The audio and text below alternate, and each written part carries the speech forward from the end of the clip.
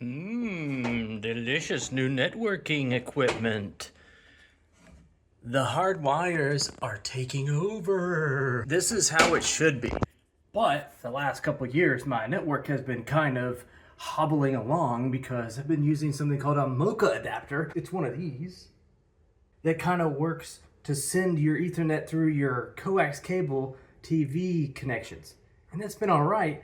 But when you're playing video games, you need fast speed. So it was time for hard wiring taken throughout the entire house. All the Mocha adapter was doing was allowing me to get up one single floor to where my networking equipment is upstairs, all our wireless stuff is upstairs, IP cameras, etc. Now the right way to do that is to go in your wall, up through the wall with an Ethernet cable using one of those super duper long screwy things. I tried that and I failed miserably. As you can see right here, I could not get into the wall cabinet after trying many times, getting many mad. So I decided to do something else, a little bit more unconventional. This is an exterior wall.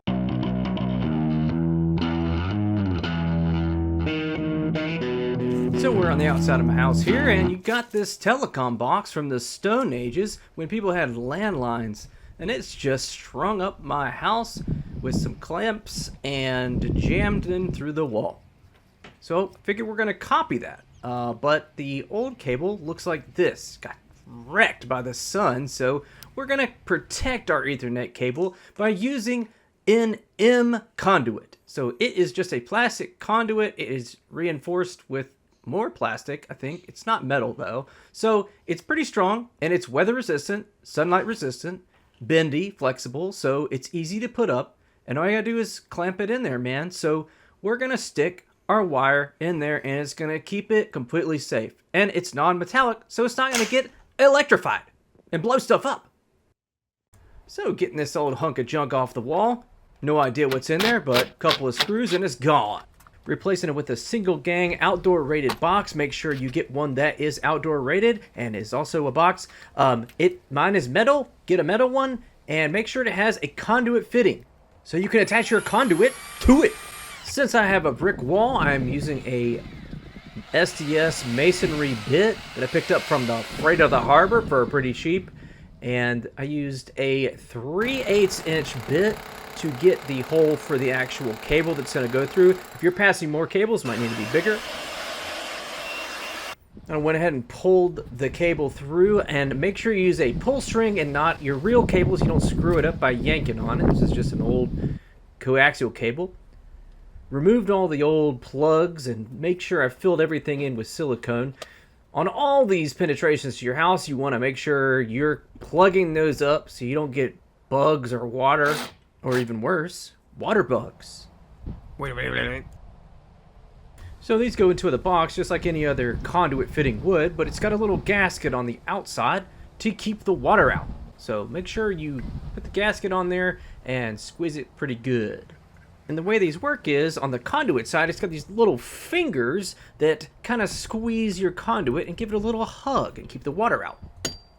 Just a little bit of brick modification here to make sure that nut can actually spin on there easier. No bricks were harmed in the making of this. Except for that one. To finish out on making this watertight, the top side of the conduit had a plug and it says to coat those threads in silicone before you screw it in. And that is going to keep all the water out. Want these 1/2 inch sleeves. Those are just going to reuse these same plugs that I had before. I got 5 of them, so I'm going to make a turn here that's looking like kind of a triple leg. So 1, 2, 3. Gonna turn 90. 4. Maybe I'll do 5 right there at the 90. So because I only have one hole available, I bought these one hole straps and they work pretty good, easily in the brick. And here's me stringing them down the clamps. Pretty quick work, pretty easy. And it's all up.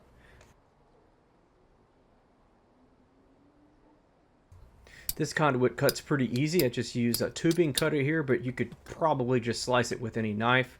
jam it into the conduit fitting like so, and you're going to lock it in with the little spin of the cap here.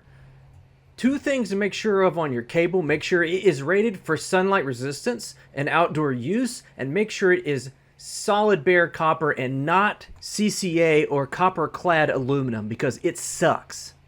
Pulling cable through these conduits could not have been easier. The fish tape slides through no problem, and pulling the cable back the other way, also very easy.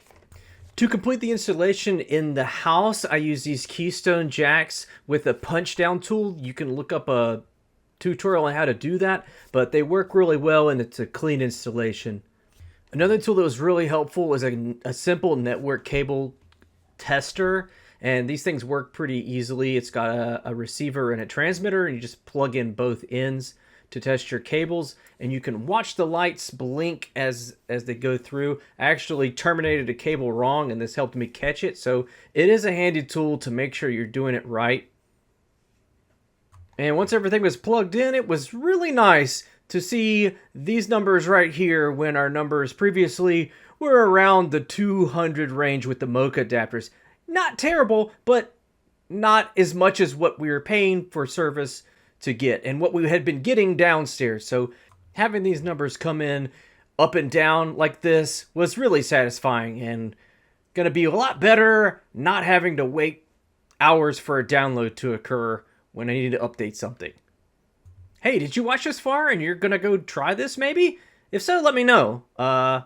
Thanks for watching. Till next time, this is Josh saying, get out there, outside, and go do some stuff.